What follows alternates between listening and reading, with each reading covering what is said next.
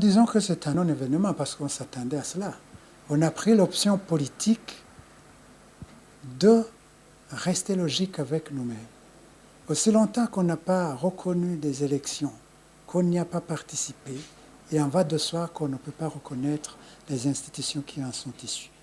Parce que les élections illégales et non crédibles ne peuvent qu'engendrer des institutions illégales et non crédibles. C'est tout à fait logique comme démarche. Nous avons fait respecter cela. Alors, la conséquence, c'est naturel.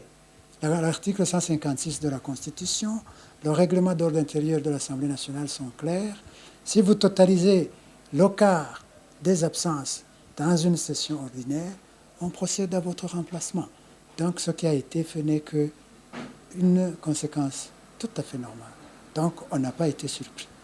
Alors, que nous ayons été remplacés par les nôtres ou pas, là n'est pas le problème, parce qu'on avait une liste commune, les uns provenant de l'UPRONA, les autres provenant du FNL. La procédure fait que s'il y a un Tutsi qui se désiste et qu'on procède dans ce remplacement, on doit veiller à ce qu'il soit remplacé par un Tutsi, ou vice-versa. Si c'est une femme, c'est la même chose. Seulement, on doit veiller au respect des équilibres consacrés par la Constitution au sein de cette institution parlementaire.